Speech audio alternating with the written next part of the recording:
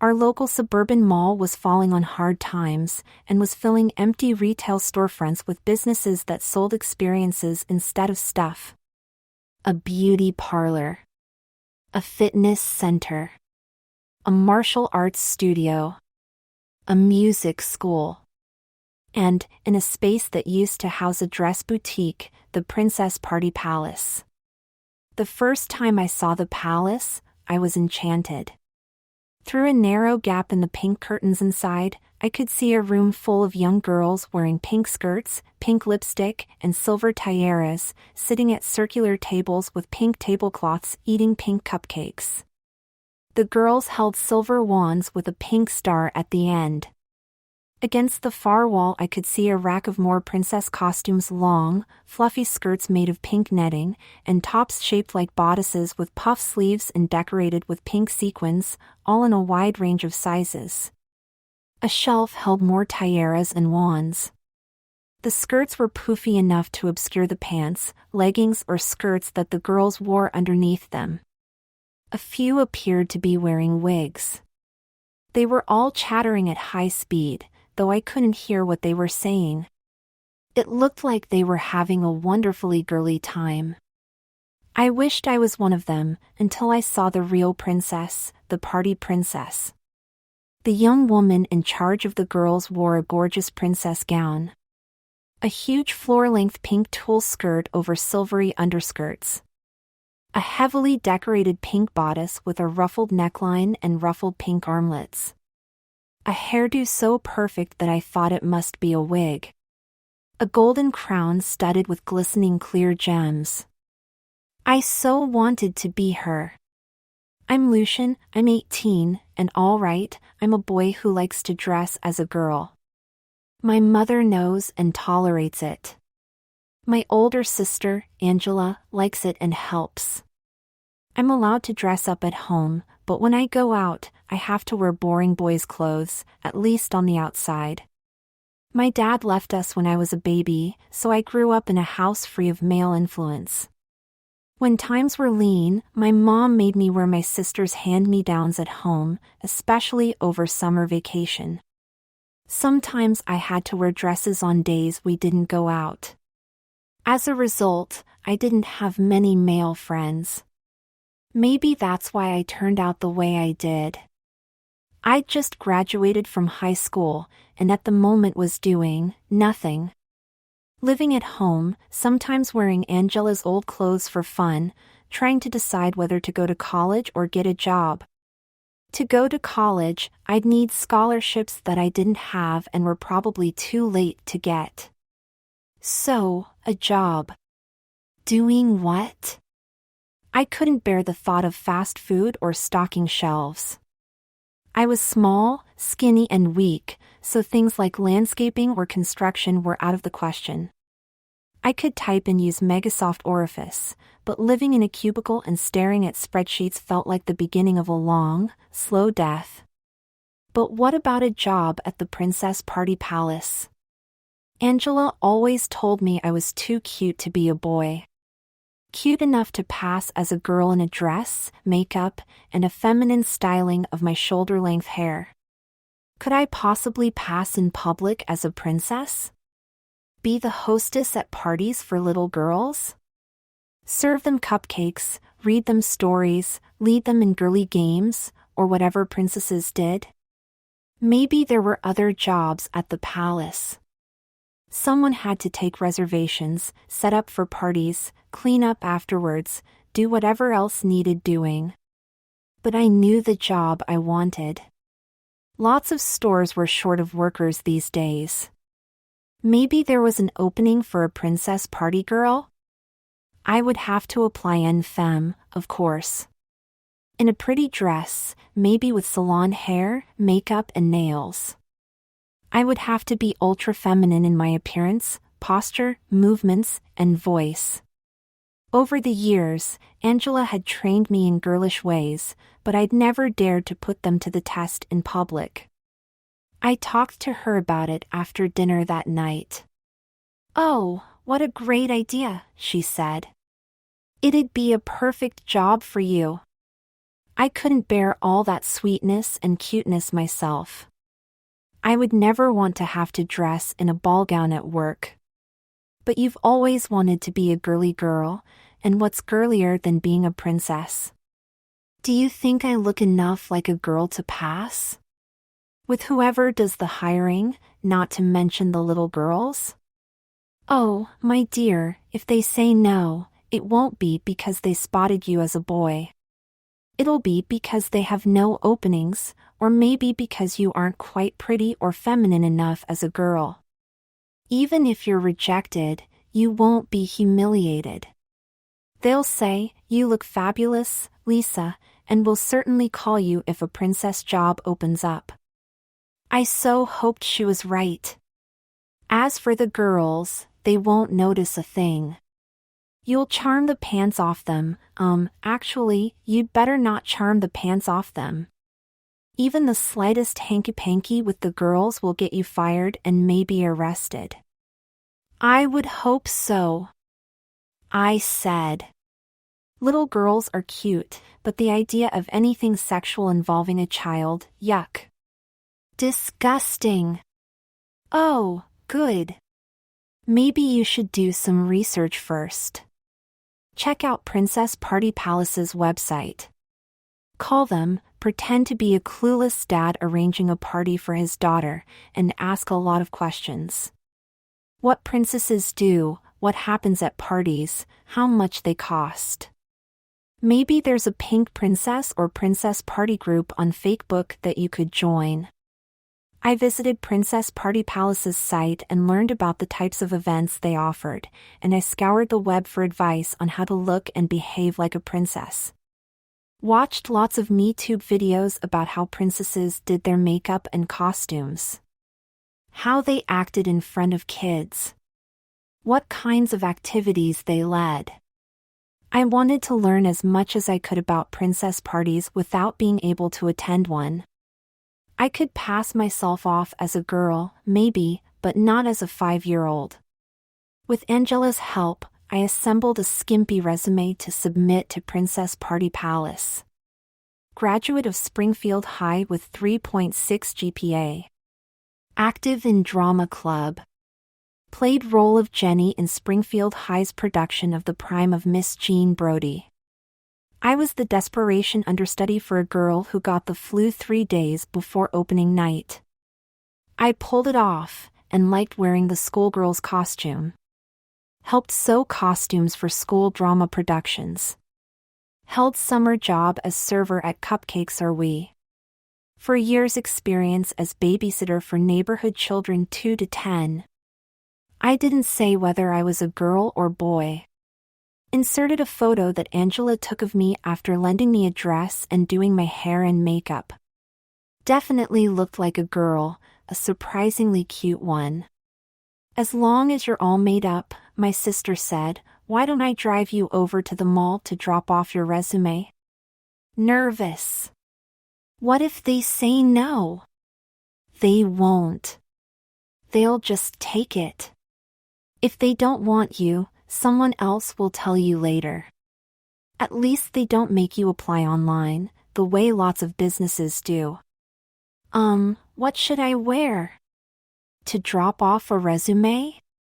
What you're wearing is fine. You look like a pretty girl who'd make a great party princess. If they schedule an interview, we'll dress you up. What? You mean, as a princess? Absolutely. You know what they say, dress for the job you want, not the job you have. I have to buy a dress? Mom's tolerance of my crossdressing would be sorely tested if I asked for a couple $100s to buy an impractical pink gown. Not if you rent it, Angela said. I'll pick up the tab. But first, get an interview. She drove me to the mall. My heart thumped loudly as I entered the Princess Party Palace office. A girl a year or 2 older than me greeted me. I wanted to see if there are any job openings here. I have a resume. The girl gave me a pitying look. Oh, There are always openings. You really want to spend your days hurting 5-year-old spoiled brats? Yes. She shrugged. Your call. You're pretty enough. I'll give your resume to the manager. She'll call you if she's interested. Thank you, I said, and fled.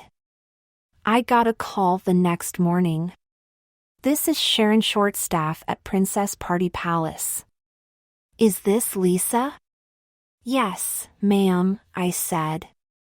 I got your resume. You're a very accomplished young lady. Good grades, acting experience, had a summer job serving sweets, and you've done childcare.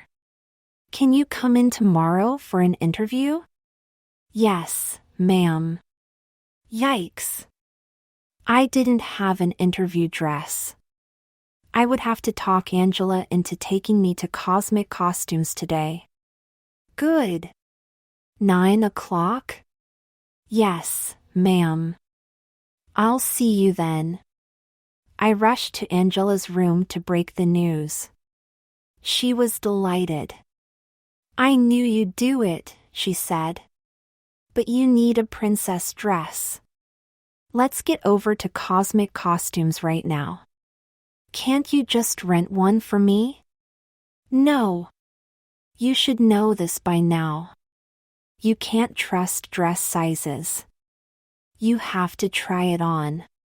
They won't hire you if you walk in wearing a dress that doesn't fit. I managed to try on 3 dresses at the costume store without being spotted as a boy, and ended up renting a generic pink satin gown for my interview, not a costume for a Disney princess. I also had to rent a voluminous pink petticoat to hold the skirt out properly. Good choice, Angela said in the dressing room. They'll have a specific costume they want you to wear. This is a generic princess costume. And wow, you look like a princess. Do you really think so? I know so. Believe it or not, you are a total babe. The next morning, she woke me up early, made me take a bubble bath and moisturize myself, did my hair and makeup for me, helped me into my lingerie and rented petticoat, draped the mass of pink satin over me, and laced up the back of the dress to hug my satin-cinched waist. Oh, Lisa, you're gorgeous, she said. Can you do a curtsy? Of course I could. What boy who wears dresses hasn't practiced in front of a mirror? I dipped and rose. Perfect. Do that when you meet Ms. Shortstaff. Feed her something about how you've always wanted to be a fairy tale character. Okay, let's go. I haven't had breakfast. I said. Princesses don't eat breakfast, she said. They live on moonbeams and pixie dust. Your hair needs something. She added a fabric flower in back and shooed me into her car. I grew steadily more nervous as we approached the mall. I was a boy. Ms. Shortstaff would spot me for sure. She would yell at me for wasting her time, and I would flee her office in tears, tripping over my petticoat and making a spectacle of myself. Angela parked. Go get them, tigress. She gave me an air kiss, not wanting to mar my makeup. I climbed out of the car in my dress and sashayed over to Princess Party Palace, resume in hand in a pink plastic binder. I tried to recall all my sister's lessons in feminine deportment. Ms. Shortstaff was at the counter. My goodness! Are you Lisa? I curtsied. Yes, ma'am. She smiled. You didn't have to dress up as a princess, you know. I would every day if I could, ma'am. Would you really? Well, you have the looks. Come into my office.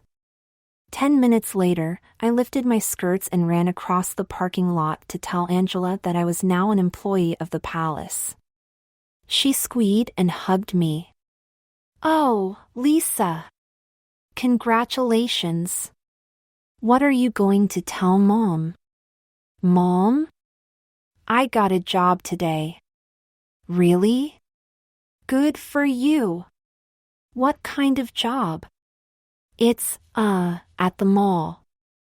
I'll be an event host. What kind of events? Private parties. She gave me a sharp look. What kind of private parties? They're for children. What kind of parties for children, Lucian? Tea parties. What kind of business? Oh. You mean that princess? Princess party place? You got a job there? I blushed. Yes. You said event host. Would it be more accurate to say event hostess? I guess so. You're going to dress up as a princess and run parties for little girls? They're paying me $20 an hour, Mom. So what? You could make more money stocking shelves. Yes, but... Mom. This is something I really want to do. Yes, because you want to dress up as a girl. Tears came to my eyes. Mom. You said you could accept it. Accept it, she said, but not like it.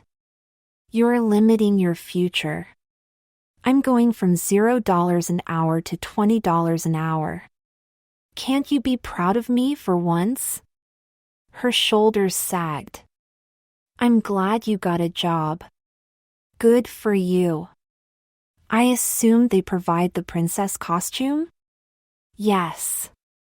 Do they provide underwear? Everything but panties and pantyhose, and I have those. A corset. A petticoat. The dress. A wig. Heels. A corset, really? Will you need me to, what? Tie you into it? Angela said she'd tighten my laces after I do up the busks. And to fill your cups? How embarrassing. What should I do, Mom? I'll order you some breast forms. Satin-covered foam, they're cheaper than silicone. Do you? I can't believe I'm asking my son this. Do you know your bra size? I usually wear a 36B, but the costume is 36D. Oh, Lucian. I wish, never mind. Good luck in your new job. Thanks, Mom. I guess. Despite Mom's less than enthusiastic reception of my news, I was happy to start my new job. I was relieved to hear that girls' parents had to sign a release allowing the palace to record parties on a security camera so that any accusations of inappropriate behavior could quickly be proved or disproved. If Miss Shortstaff ever found out I was a boy, she might fire me, but there'd be proof I'd done nothing wrong. I spent my first week in training, attending princess parties as an observer and helping the party princesses. Instead of a princess gown, I wore a maid's uniform with a long skirt and a ruffled white apron. I curtsied to the little girls as I served them, which made most of them dissolve into blushes and giggles. The party princess and I helped the girls into their princess costumes, served them snacks and sweets, poured them apple juice tea, read them a princess story, played party games like pin the tail on the unicorn, and taught them a princess dance that consisted of joining hands, walking around in a big circle, and stopping every now and then to curtsy to the girl on their left, and then their right. I spent as much of my attention as I could observing the party princesses in action. They were so attuned to the little girls' moods, so ready to comfort any who seemed overwhelmed by all the sensory stimuli. The colorful tulle skirts with elastic waistbands, the shiny polyester bodices with long puff sleeves, the silver plastic tiaras in their hair, the pink strawberry lip gloss they played with, it all seemed to put the girls in a sort of trance in which they were ready to do anything the party princesses told them to do. I hoped they would be equally docile when it was my turn to be a princess. My turn came the following Monday, when I ran my first solo party. I showed up plenty early to do my makeup and style my wig, and then changed into my official princess costume. When I looked perfect, I sat for a moment and took a deep breath. I was about to become the hostess of little girls that I would magically transform into princesses for the next hour and a half. No, not just the hostess. I had to be a princess. I had to show them how a perfect lady behaved. I had to charm them with my charisma, grace, and femininity. I had to make them want to look and be like me.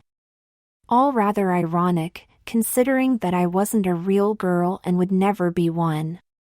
My debut party went as smoothly as could have hoped. Dressed in a matronly ball gown, Miss Shortstaff observed my performance from a discreet corner of the room. Afterwards, she said I'd done well, except that a little girl named Gloria had eaten 10 sugar cookies, and I needed to keep a closer eye on the girls to prevent pigging out on sweets. I took that to heart and made sure none of the girls at my second party overdosed on sugar. I tried, and partly succeeded, to get them to try the fruit trays, featuring princess faces made from sliced apples, bananas, strawberries, melons, and other healthy treats. Ms. Shortstaff said she was pleased with my performance, especially for a newcomer.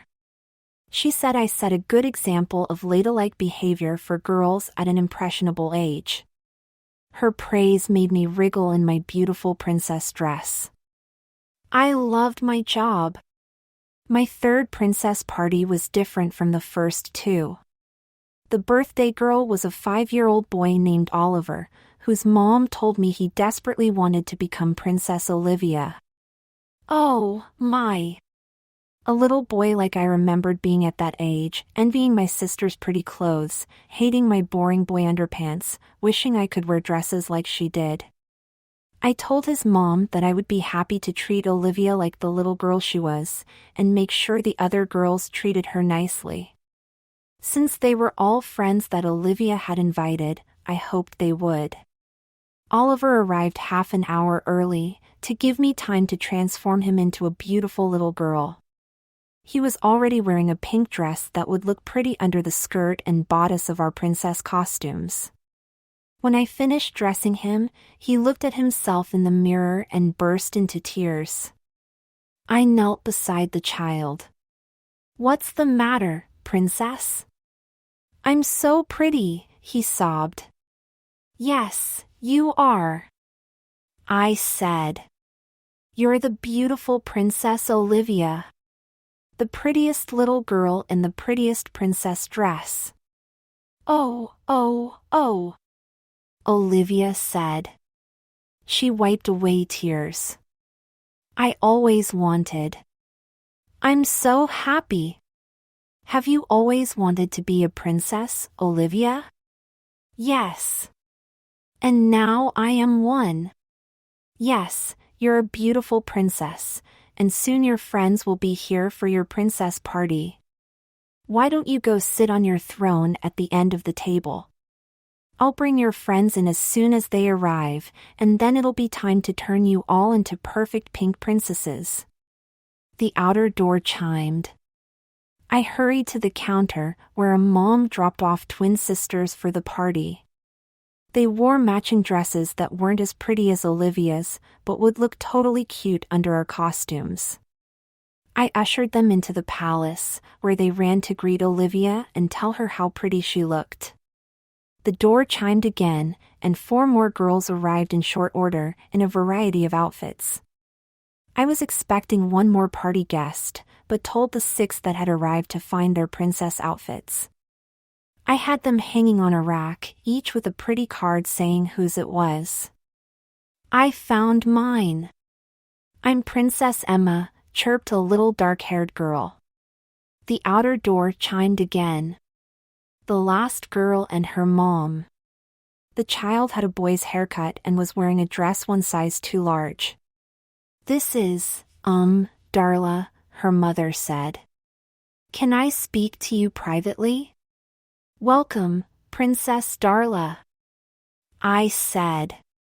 I took her nervous mom outside and sat, spreading my skirts. "Yes, ma'am?" "Darla's real name is Daryl, and he's a boy," she said. Was she expecting me to be shocked? I wondered if I should tell her today's birthday girl was a boy, too. I didn't. It would be an invasion of Oliver's privacy, and if Daryl was Oliver's friend, Darla probably already knew about Olivia. Two little boys who wanted to be princesses. I knew just how they felt, and wished I'd had a friend like that when I was their age. I wondered how many boys attended princess parties as girls nowadays. I would have gladly, if I'd ever been invited, but no such luck.